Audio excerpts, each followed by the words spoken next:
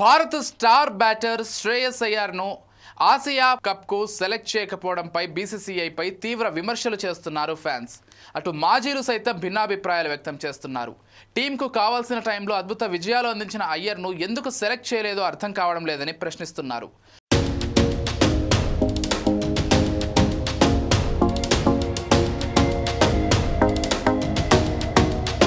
ఐపీఎల్లో పరుగుల సునామీ సృష్టించిన యంగ్ ప్లేయర్ను ఎందుకు తీసుకోలేదో అర్థం కావడం లేదన్నారు. శ్రేయస్ను కావాలనే జట్టులోకి తీసుకోలేదని అటు ఫ్యాన్స్ ఇటు నెటిజన్లు ఆరోపిస్తున్నారు.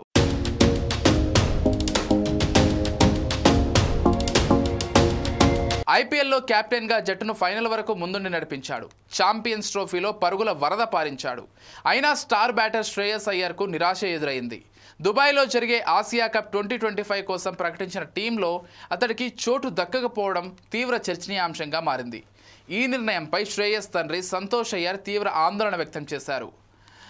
అద్భుత ఫామ్లో ఉన్న తన కుమారుడిని పక్కన పెట్టడంపై ఆయన పలు ప్రశ్నలు సంధించారు.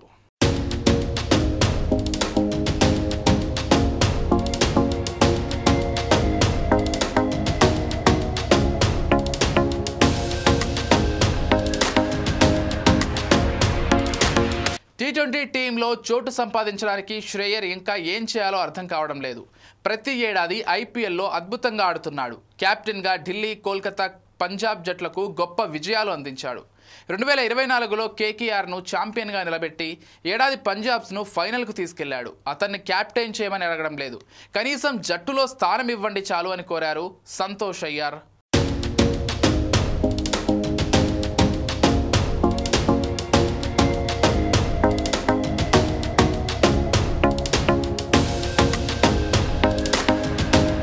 ఇక సెలెక్టర్ల నిర్ణయమై శ్రేయస్ ఎప్పుడూ బహిరంగంగా అసంతృప్తి వ్యక్తం చేయలేదు. ఎప్పుడూ కూల్గా ఉంటాడు. జరగాల్సింది జరుగుతుందిలే అనే భావనలో ఉంటాడు. టీ20 టీంలోకి సెలెక్ట్ కాకపోవడంతో తన అదృష్టం ఇంతేగా అని సరిపెట్టుకున్నాడు. పైకి ప్రశాంతంగా కనిపించినా లోపల మాత్రం ఎవరికీ చెప్పుకోలేని విధంగా బాధపడుతున్నాడని అతడి తండ్రి అయ్యర్ ఆవేదన వ్యక్తం చేశారు.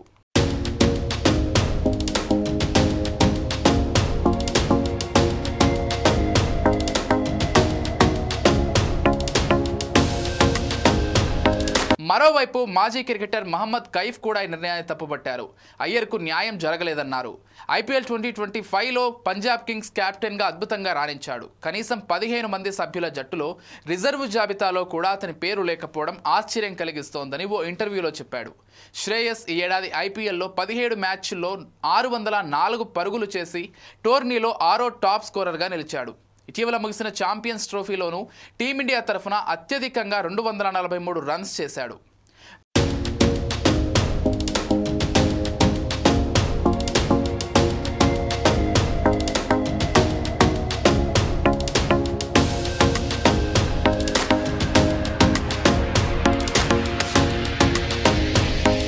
మిడిల్ ఆర్డర్ బ్యాటర్ శ్రేయస్ను సెలెక్ట్ చేయకపోవడంపై పలువురు మాజీ క్రికెటర్లు భిన్నాభిప్రాయాలు వ్యక్తం చేస్తున్నారు.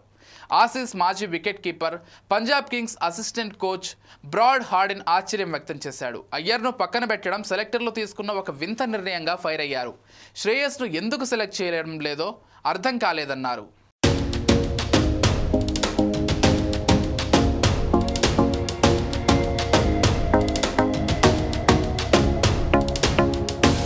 ఇకపోతే రోహిత్ శర్మ తర్వాత team India one day captain Shreyas Iyer అంటూ ప్రచారం జరుగుతోంది.